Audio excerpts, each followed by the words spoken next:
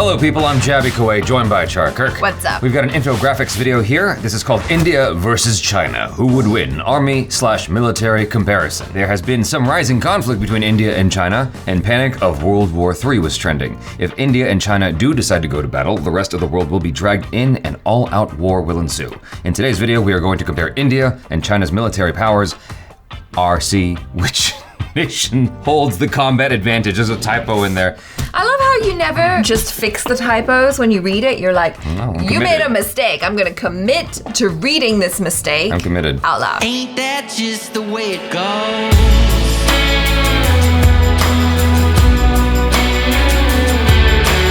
Naturally, for those of you guys who are very jingoistic, if there's anything that speaks slightly ill of the Indian military, I imagine you guys will go straight to the downvote.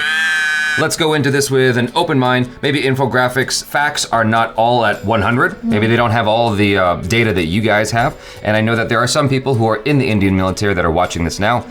I salute you. It's an awkward intro. I just want to say that I'm going into this with an open mind and hoping that infographics will pick India in the end. Here we go. In mid-June 2020, World War III started trending on Twitter. Again. This time it was because a border dispute in the Himalayas between Chinese and Indian forces turned deadly, killing upward of 20 people. This is the first time since 1975 that the two countries have had a fatal conflict, and the most serious skirmish since 1967. Wow. Naturally, as the two nations are populous, militarily powerful, and have nuclear capabilities, the world is biting its nails to see what happens next. But assuming the whole thing doesn't end in diplomacy or a world-consuming mushroom cloud, which country has what it takes to bring home a final victory? Using a mix of historical precedents of the prior conflicts between the two countries and our knowledge of their current military capabilities, we intend to find out exactly whether China or India would win if the two nations— Am I the only one who thinks that you're not. Character should be swapped? Like the Indian guy should be Maybe on the right? he's from the Northeast. He could be from the Northeast, but he looks more Chinese than the other dude. I know. It's just a little aesthetic thing I thought I'd... Why are they in a boxing ring? China or India would win if the two nations went to war today. After all, we're not just talking about dusty hypotheticals here. Relations between India and China have been extremely strained since the Sino-Indian War of 1962, which occurred over the same stretch of the Himalayan border that's causing conflicts today. India had granted the Dalai Lama asylum within their borders after the fallout of the 1959 Tibetan uprising, already putting them in China's bad books. And with China's military encroaching on the line of actual control, the demarcation line that separates Indian and Chinese territory in the Himalayas, a military skirmish was practically inevitable. The resulting conflict was short-lived, lasting only 1 month and 1 day between October and November of 1962.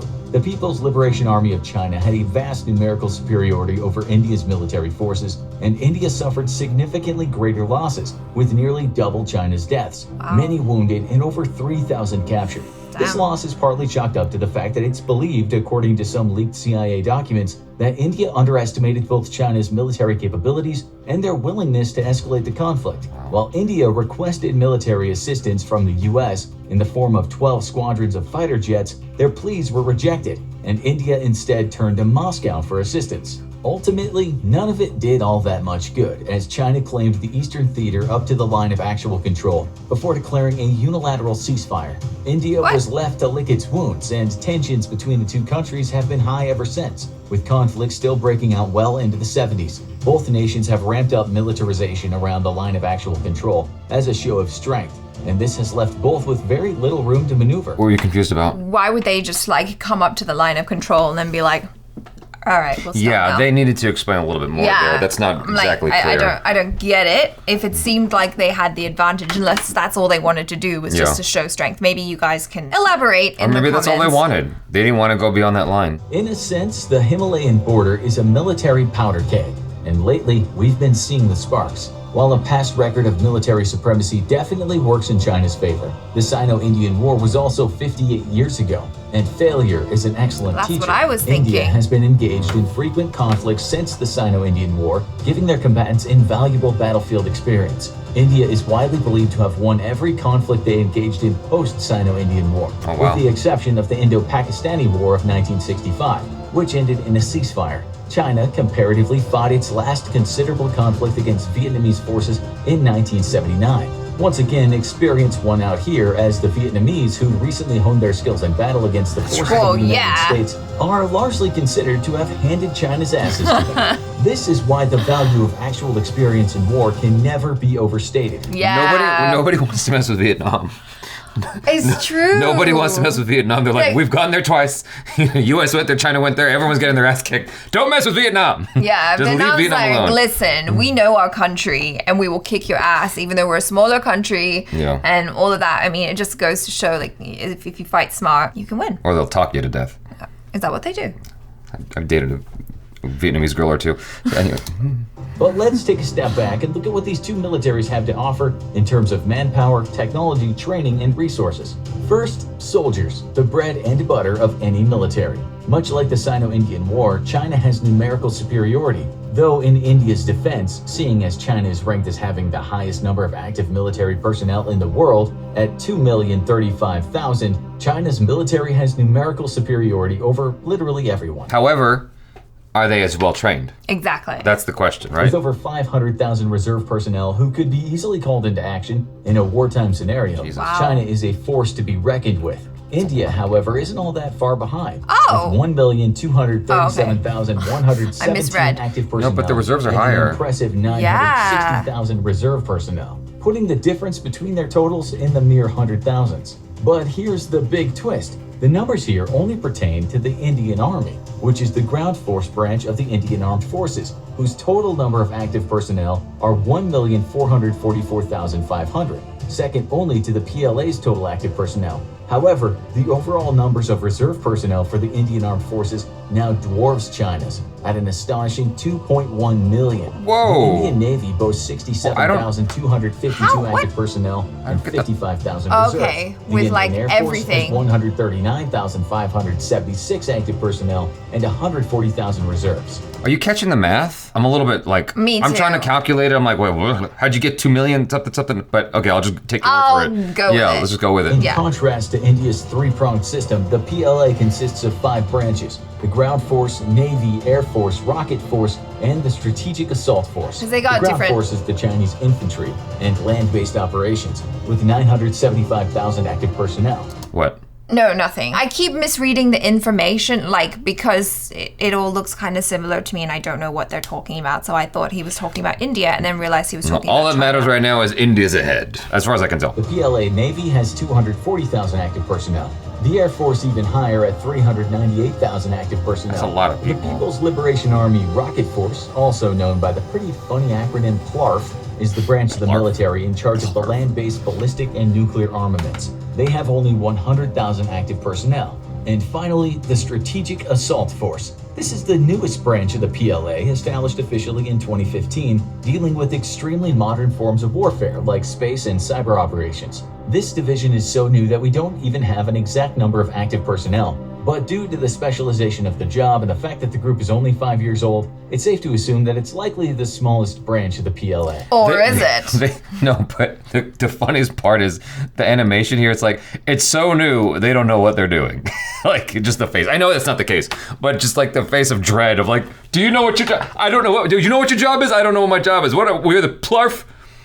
We're Plarf. However, we also have a far wider trend to consider here. The fact that China and India are two of the most populous nations on Earth. That's right. With populations of 1.393 billion and 1.353 billion Neck and neck. respectively, as of 2018. In a situation of all-out war over their shared border, if both nations introduced conscription, the numerical differences between their armies would ultimately be nebulous. So, if neither army would have an extreme numerical edge in the case of another conflict, let's zoom in and take a look at the average military service member in each infantry. Here we go. Specifically, their training, Exactly. equipment, and Yes. weaponry. Thankfully for India, they've grown to invest in more intensive military training over the years, including joint operations training with the British, US, Japanese, French, and Australian militaries. they're cut as hard, their man. Involvement in the UN deepened. The Indian military has also consistently invested in modernized primary assault rifle systems for their troops, currently working with a mix of American 6-hour 7.16 assault rifles and an Indo-Russian AK-47-203, a modernization of the famously reliable and hardy AK-47. As of 2018, Indian infantry troops are fitted with SMPP ballistic armor, even capable of withstanding blasts from the steel core rounds fired out of an AK-47. Wow. All these factors add up to one formidable individual soldier. Whoa. China's infantry troops don't have quite the same thing going for them. Modern Chinese military training has been criticized for years for its lack of He useful looks so applications scared. in real-life combat scenarios, meaning the average military skills of a Chinese infantryman may leave something to be desired compared to their Indian counterparts. So the Chinese military is just sheer numbers, but India seems to have comparable numbers in addition to Skill. like more elite training. Yeah, I And mean, we watched weaponry the as well. movies. We watched Uri. Yeah. Yeah. Like all around, it seems like India is stronger here as far as it goes. Badassery. They're formidable in the rifle department with the QBZ-95-1, a reliable bullpup rifle which performs best at long range. However, despite China being one of the world's most prolific exporters of body armor, it hasn't historically fitted its troops with that same standard of protection. The PLA is notorious for its light loadout,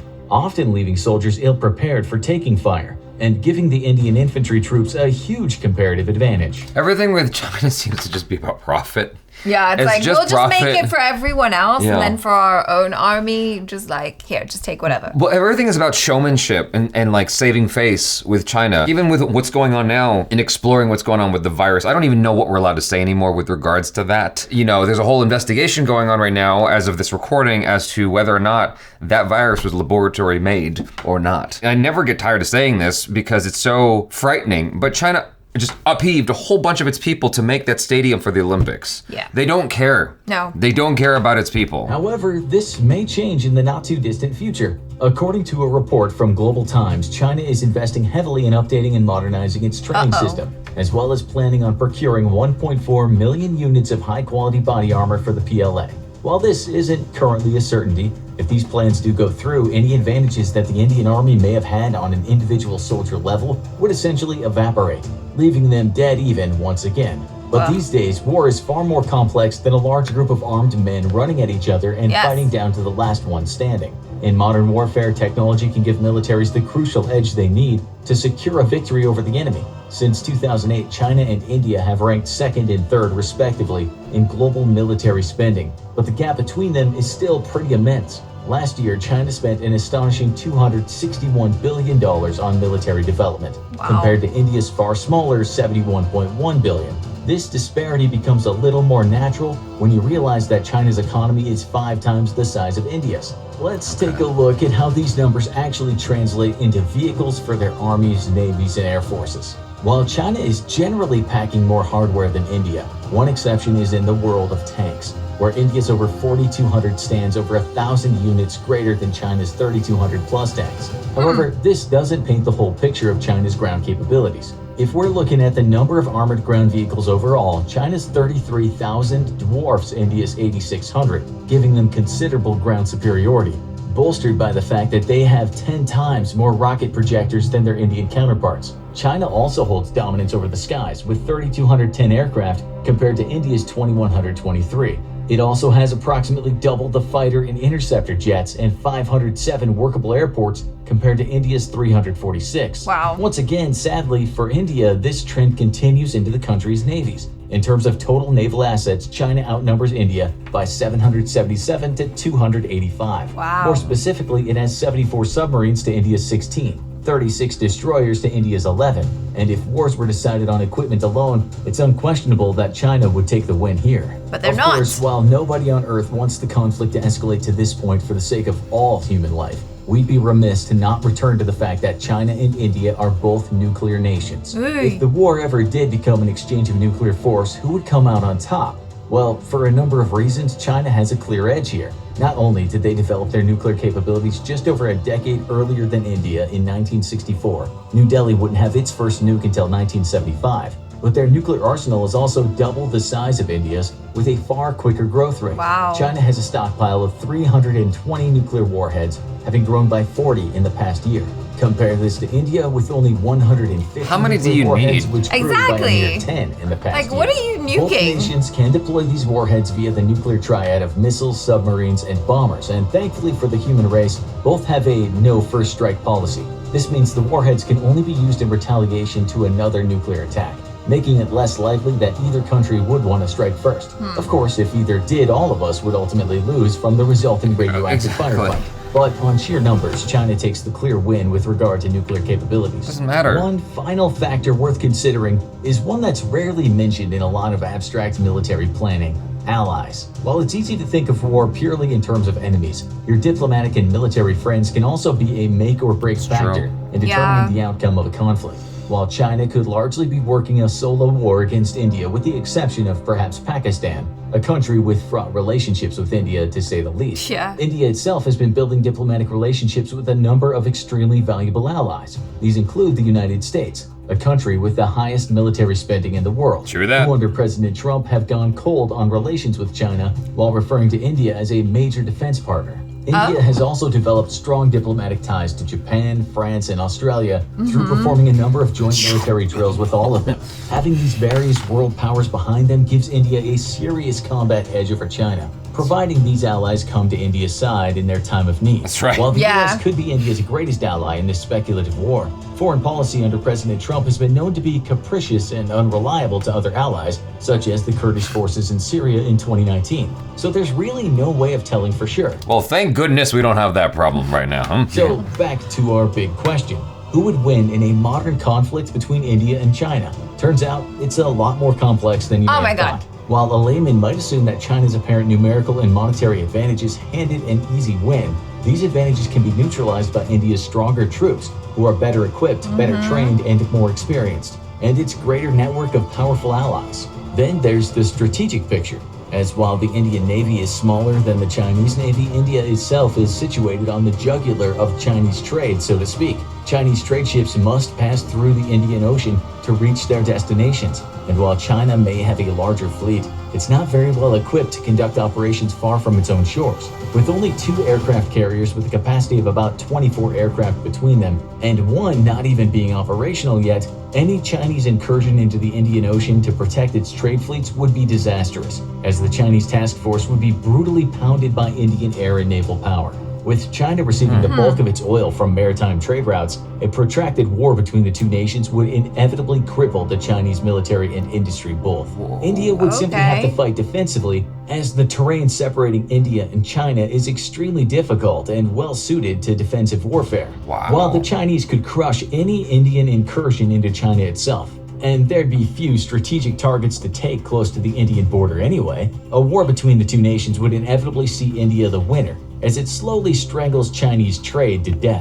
That's interesting, but that just goes to show that it's not just about sheer number. It's like what you do with the forces that you have, a well-trained elite group of soldiers, and also being defensively placed, like in the geography, is an advantage. Well, it seems like India has a natural tactical advantage, you know, and combined with their strategy and military prowess, it's like, oh, well, you may have numbers, but we're smarter than you and know what to do.